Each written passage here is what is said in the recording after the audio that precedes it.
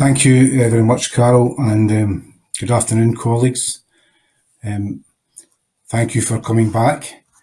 We deliberately held back 5 motions so that you had a reason beyond myself to do so. It's been really good, to be honest, to be part of the AGM, to be reading the comments in the chat and hearing policy being decided by members in the debates, because the camaraderie that is there around events such as AGM is part and parcel of what makes the EIS the union it is. So whilst we are not back to face-to-face meetings, I think this particular AGM has filled a gap, to be honest, that has been there with the restrictions that have been in place. I want to start by expressing a huge thank you to our 61,232 members, and that is the highest membership figure I have reported in my tenure as General Secretary. But that thank you is for the phenomenal job that you as teachers and lecturers have done and continue to do for Scotland's children, young people and students. Your dedication, your selfless sense of duty, and above all, your sheer professionalism have been veritable lifeboats in these turbulent times for our children and our youth. And I think it's been recognised that the importance of the teacher, the importance of school, the importance of education to our society and to the common weal are absolutely critical. And that need has never been clearer. So as we start to perhaps look ahead to an education-led recovery, and at the start of a new Parliament, I do want to urge or invite politicians of all parties to stop using education as a political football and instead unite as a Parliament behind delivering the resources that teachers and lecturers need to address the needs of Scotland's children and youth. Education recovery should be, in fact, almost by definition, requires to be a national effort, focused on the health and well-being of children and providing the resources needed across all of the education sector. It's been quite galling over the past period to hear on the news and read in the papers about the new millionaires getting rich on the back of the pandemic because they happen to be well connected to parts of the UK establishment in particular. Whilst at the same time we have teachers, newly and recently qualified, struggling to find permanent employment despite the need for their skills. But in truth, there has been a paucity of investment in terms of education recovery. And I heard the Minister this morning reference the 1,400 teachers, and those posts were very welcome, and they did provide at least 1 year's work for members. And they can sound impressive, but in actual fact, that is less than half a teacher per school. So that is scratching at the surface of what is required if we are going to see a genuine education recovery. We need a greater vision from the Scottish Parliament, and we need greater commitment, because what has been discussed so far is barely in the foothills of what is actually required to address the needs of Scotland's young people. In the EIS election manifesto, we put the need for more teachers in permanent posts absolutely front and centre of our demands.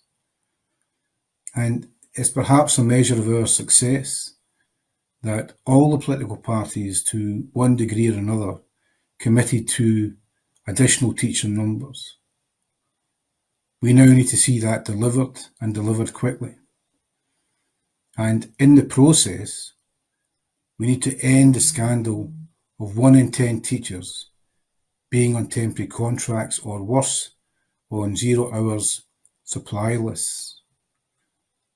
The Cabinet Secretary this morning said she would encourage local authorities to address that. But frankly, that isn't good enough.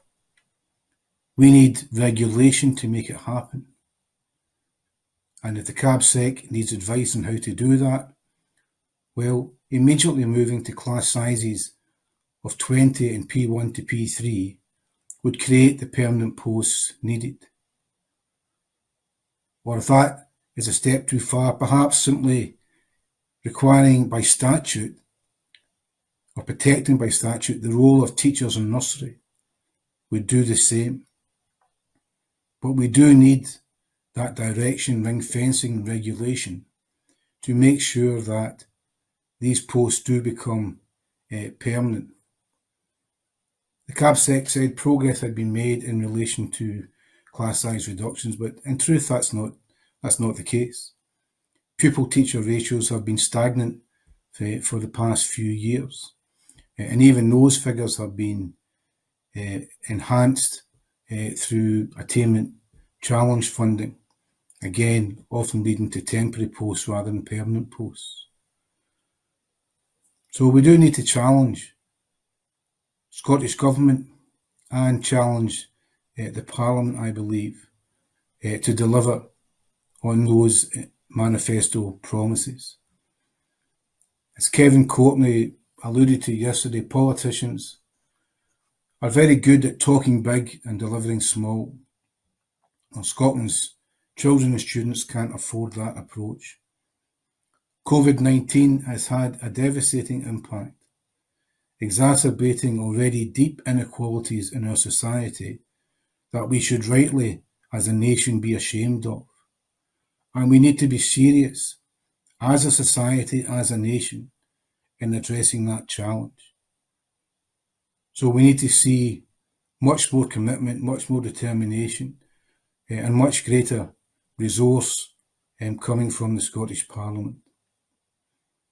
But I also want to add into the definition of politicians, colleagues, the local councillors across the country, who actually constitute the employer for most of our members.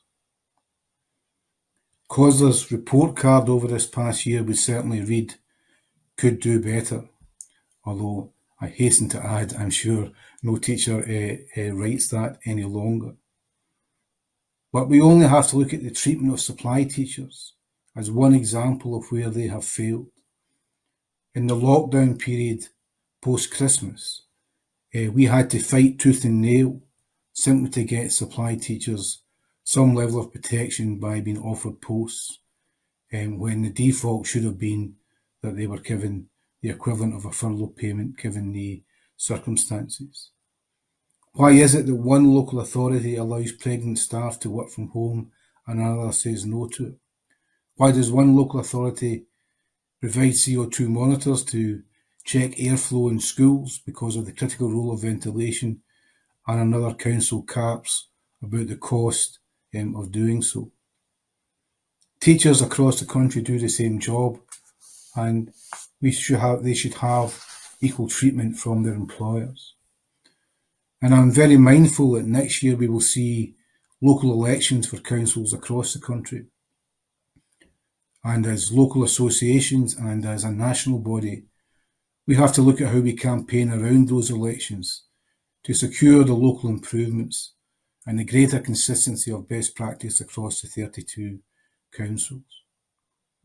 I could quite easily name and shame here some of the councils, for example, who have abused the probationer system to avoid having to pay full-time staff, and who now have RQTs and NQTs looking at 3, 4, 5 years of temporary contracts because of the blockage that has been created around employment practice.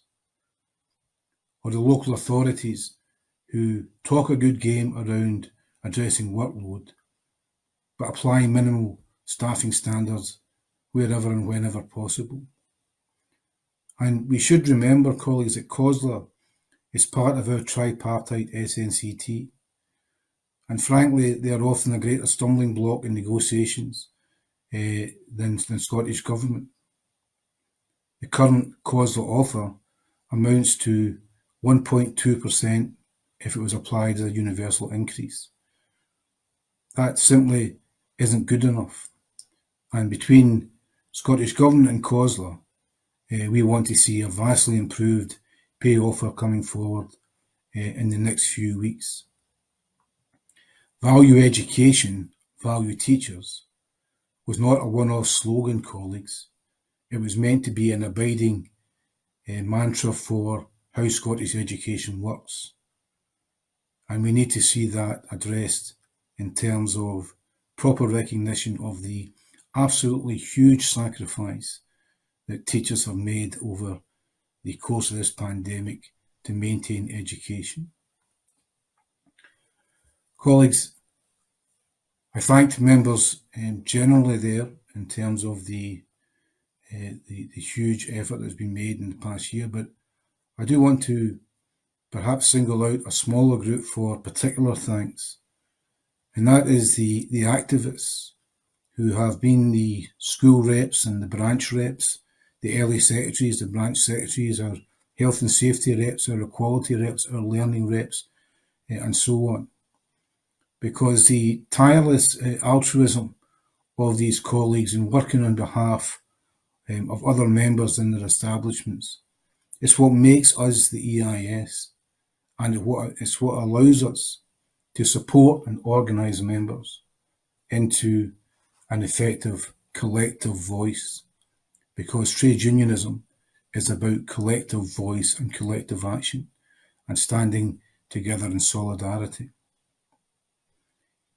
I also want to thank the EIS staff, and it's not something I am renowned for doing, and I probably should do it more often, but EIS headquarters and EIS buildings have been closed for over a year now, and everyone has been working from home.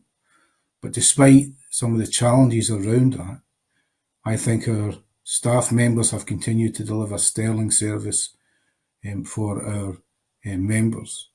And I think some of the videos you have seen over the course of this AGM are testimony to the work that has continued across all of our work streams, and not just the COVID challenges in the past year. So a huge thank you to all of our staff members in what has been as difficult a year for them as it has been for everyone else.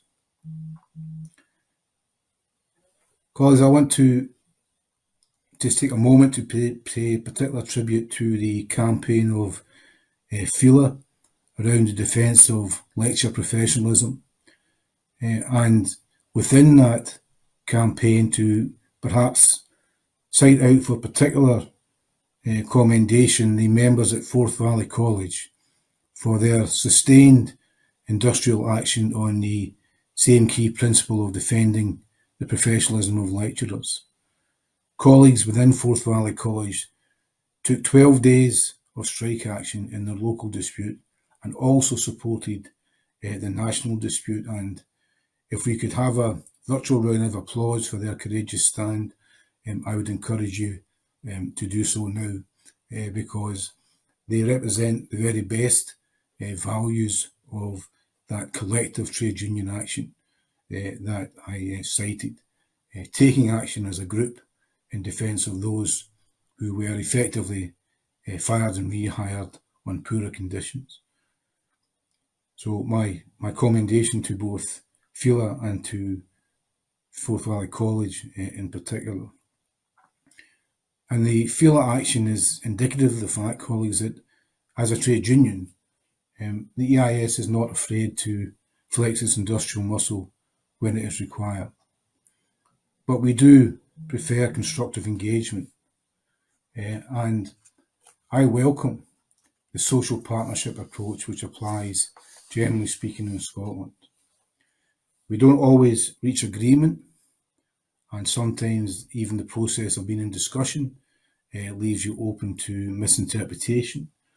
But we do have in Scotland here access to ministers, which means that they are never unaware of what the EIS view is on anything. And that was certainly the case with John Swinney when he was the Cabinet Secretary for Education, and I hope it will continue to be the case with his successor. So I was very pleased that Shirley-Ann Somerville, the new Cabinet Secretary, was able to attend the AGM today, and we will certainly take up her invitation to continue to advocate on behalf of the profession here in Scotland. Some of you will be aware that during the course of the year I was elected as European President of Education International, the European Trade Union Committee for Education. And in that role, I have been meeting with some of the 127 education trade unions which form part of ATUS, organised across 51 countries, representing over 11 million members in Europe. And one of the abiding themes that have come through in the course of those meetings is how in far too many countries the professional voice of teachers, the teacher trade unions, are kept outside of policy discussions and policy deliberations. And that is a challenge for those unions. I'm sure our colleagues in the NEU would recognise that experience in terms of UK government. So we will take advantage of a more favourable dynamic around social dialogue here in Scotland. In those discussions which I've had with affiliates across Europe, I have indicated that my approach to the presidency will be the same as my approach to the EIS General Secretary's position. I've come into this role and I go into that role with 33 years practical teaching experience in the classroom. And the litmus test for me always is what we are doing making a difference to members in the classroom. It's what we are doing making a difference to students in our colleges, universities and classrooms. Because if it's not, then why are we doing it? But I do understand and I do know that the simple reality is that as an education union, we have expertise, knowledge and insights which are absolutely critical to good policy decisions. So we will advance our case with the Scottish Parliament, with the Scottish Government, and we'll do our very best to help politicians get it right for teachers and for Scottish education. We had a reference this morning to the government commitment to reducing 22.5 hours class contact down to 21 hours. That is a very welcome step forward. We have started discussions within the SNCT around how that might be implemented. Clearly, it can address in some small way some of the workload challenges. It can facilitate some professional learning opportunities, but the key point is that that reduction has to be in the control of the teacher. It's not there to facilitate another round of managerial meetings, another set of demands on teachers' time. It has to be within the parameter of the teacher. And that's what an empowered school system is about. Teachers having control as far as possible. And that 21 hours, which I know from the chat this morning and some people hadn't picked up on, didn't come about because somebody in the SNP decided it would be a good idea to put that in the manifesto. It came about because for a number of years we have, as a union, consistently argued that Scotland was the fifth highest classroom class commitment of any OECD nation, and that was an appalling indictment of the conditions that teachers had in Scotland. So we worked away at that, and eventually we have managed to make some progress on it, and hopefully we will make progress on the other aspect of the 2020 campaign, which is the class sizes. Colleagues, Yesterday was the 58th meeting of the COVID Education Recovery Group, CERG, as it's often referred to. It was, as it happened, the first of the meetings that I've actually missed, but because clearly I was at AGM, but Andrea substituted for me. And within that group, we haven't achieved all of our policy aims. We didn't get agreement on vaccination. We didn't get agreement around some of the mitigations that we wanted to see applied at level 4, including remote learning. But we have made progress in some areas. Without the EIS voice there, the mitigations around ventilation would have been slower and less comprehensive than they eventually were. And it's important that we do continue to take part in these forums, because despite a sense of things improving, and we're all glad to be out of lockdown, and we're all glad to be moving forward in terms of the levels, I do have to say that we are far from out of the woods in terms of the pandemic. The weekly infographic, which was published today, for example, from Public Health Scotland, shows that the number of pupil infections in Scotland is at a record level, higher than even last January when we had the national lockdown. And within those student infections, 5 to 11 is in fact the biggest group. So that is a serious issue for us to be concerned about, because we do know that in-school transmission happens and the challenges remain.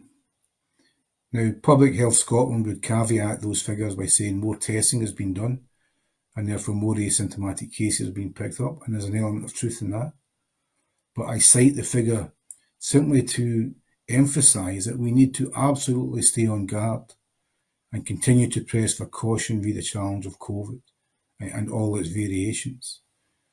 As despite some optimism, we are far from past the pandemic crisis, colleagues. We know that potentially a third wave is with us or is possible. And even beyond the summer, whilst we would all love to be back to normal, we continue to argue for caution in relation to how we move forward. And we argue very strongly that none of the mitigations in school should be lifted this side of the summer, and that has been agreed by and large.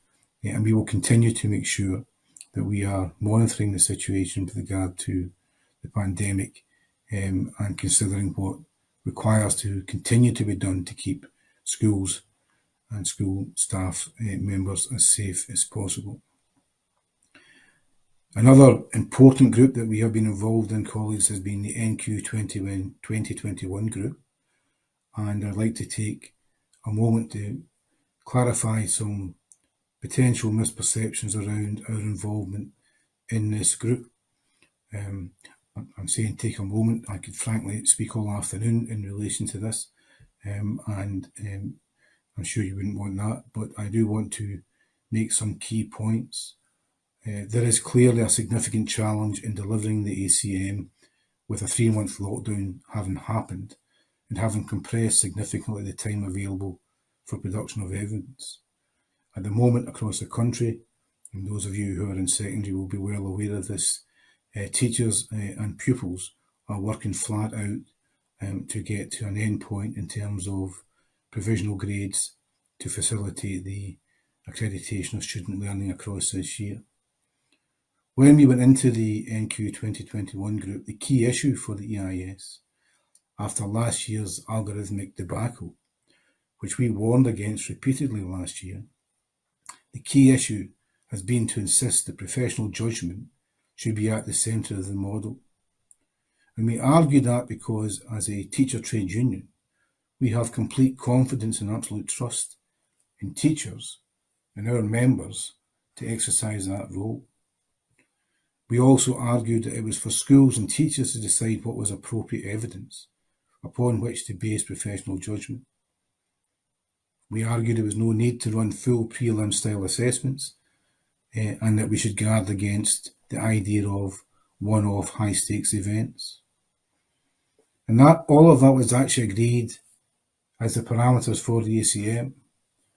But as secondary members we all know, that position was frankly undermined by the unilateral subject advice which the SQA issued, most of which advocated for a different approach, suggesting that only exam-style evidence was valid, and pushing people towards what is effectively, an exam by other name approach. To be honest, last December when SQA was floating this, we said if that was to be the approach, then the best option would be for schools simply to package up the materials, send them to the SQA, and the SQA could do the marking. Not surprisingly, that was rejected by the SQA.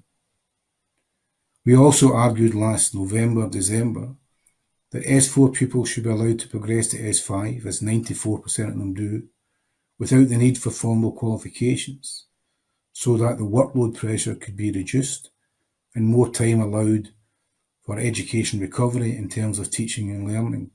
And that was rejected on this occasion by Scottish Government.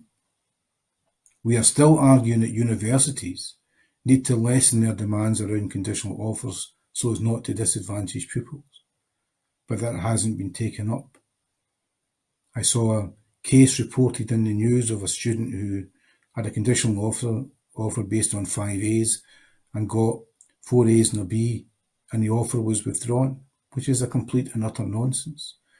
It is not for schools alone to address some of the inequities that the pandemic has created around qualifications, and we need a more systematic approach. So, given that background, colleagues, I find it deeply ironic, bitterly ironic even, that the SQA now is trying to gloss its previous stance on exams are best to deflect criticism. But frankly, having tried to work constructively with the SQA within the NQ 2021 group, I have to say it's not a surprise. I believe that the SQA as an organisation is out of touch with the education system. And I welcome the announcement on the review of the SQA, but frankly I am unsure about reform. I think replacement is a stronger option. We need a qualifications body which is accountable to the profession and not one which thinks the profession is there to do its bidding. So we need to have a strong voice in that review process in order to ensure that post that review we have a qualifications body that enjoys respect and support for the profession and which exudes respect and support for the profession. So in terms of the ACM, colleagues, the professional judgment is the paramount issue. And as I have replied to individuals who have written to me, as far as we are concerned, it is based on whatever evidence a teacher regards as being valid. And we've seen a row develop this week about the local authorities and the quality assurance process. And the CABSEC made reference to it this morning, but I have received a number of emails this week where subject PTs have been told to alter grade boundaries in order to reduce the number of positive passes. I have been given evidence where departments have been told to pass students where the department view was that the standard for N4 hadn't been achieved. And that is frankly unacceptable practice. I don't think any of us have any difficulty in the local authority asking the question if grades appear to be weaker or stronger than previously. Every subject PT in the country will be aware of the department's track record. But frankly, if the department says we think these grades are accurate, this is our professional judgment, that should be the end of the matter. And we need to make sure that that is communicated quickly and directly to schools and to local authorities. It is the professional judgment of teachers which is the absolute benchmark for the qualifications, and not any external pressures, because teachers are the people who know their students best. There has been some discussion around the issue of inferred attainment. We have argued for an evidence-based professional judgment for the simple reason that students will have the right of appeal, and you cannot appeal against an opinion, you can only appeal against the evidence. So I think it would have been invidious for individual teachers to be challenged around their inferred judgment by a student or by a student's parents, and then potentially be left hanging out to dry because it's an opinion rather than evidence-based. So we have been quite clear that we think it should be evidence-based, but that evidence doesn't have to be an exam. It can come from a jotter, it can come from detailed observation of the pupil and recorded observation. It is for the teacher, in our view, to decide what the final grade should be, because neither the SQA nor the local authority is in the same position as that individual teacher. Colleagues, I'm very well aware that there is huge anxiety in the system. I'm aware that staff are exhausted, but I actually believe that students will be well served when the results are published. Not because of the SQA, not because of the Scottish Government, not because of local authorities, but precisely because of the dedication and extraordinary effort of teachers and lecturers in ensuring that young people's learning is properly accredited. I just realised, colleagues, I forgot to time myself, but I am moving towards a conclusion, so we're not going to get to a Saturday session on the back of my speech. Last week also indicated a review of Education Scotland, and it prompted me to look back at the first speech I had made as EIS General Secretary, in which I expressed concern about the then newly formed Education Scotland's twin duty to both support schools and inspect them at the same time, indicating that that was a challenge, and that has proved to be the case. In my view, we need an agency which is focused solely on supporting schools, and indeed one which is one step removed from the influence of Scottish Government. Education Scotland is too close to the Learning Directorate in terms of implementing government policy, in my view, and we need a semi-independent, objective body. It's quite telling that when Learning Teaching Scotland and HMIE were merged, then at the time most of the professional staff in both of those organisations were forced to resign from the EIS and to join a civil servants union, as overnight they became not practitioners but an extension of government. And we should seek to reverse that, colleagues, because we need that support to schools in a much more concrete way than HMIE has been able to deliver. I alluded at the start, colleagues, to this being a very welcome AGM.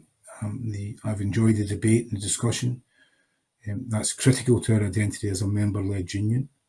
I've actually enjoyed reading the comments in the chat and just having a warm glow from the solidarity that has been expressed there in terms of support for individual speeches and comments.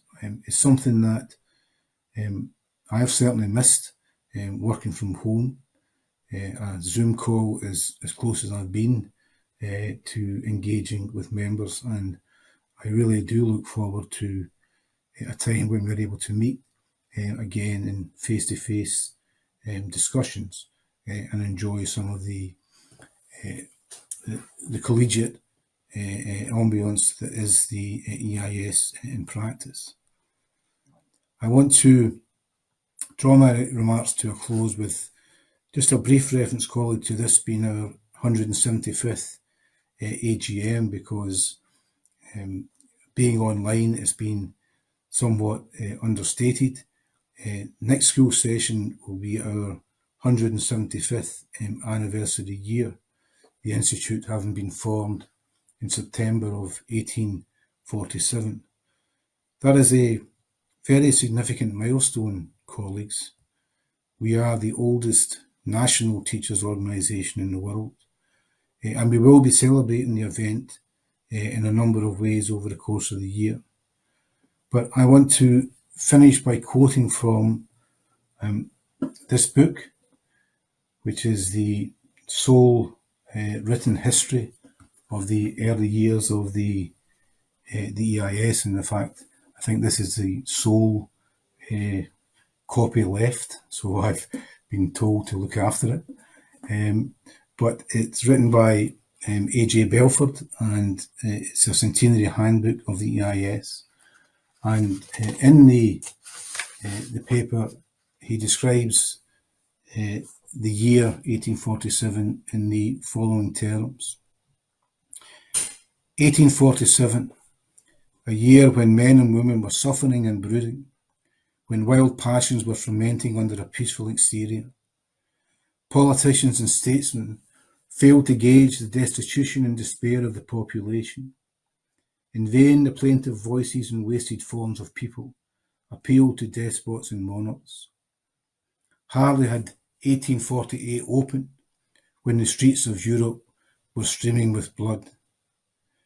It was in those days that the Educational Institute of Scotland was founded, but not merely for mutual benefit did those teachers associate. Believing in the worth of human personality, they wished to proclaim the necessity for education and to establish the value of sound learning. And I think, colleagues, 175 years later, the validity of those founding principles, mutual benefit and the value of sound learning, remain as current as ever. These are our turbulent times, colleagues, but we will emerge from them. And it's our challenge to ensure that Scotland and Scottish education emerge to a better, more equitable, more socially just landscape than we inhabited previously. Thank you for your contribution to that struggle, colleagues. Thank you for being at AGM today, and I hope when we conclude in a short while, you have a most enjoyable weekend. Thank you, President.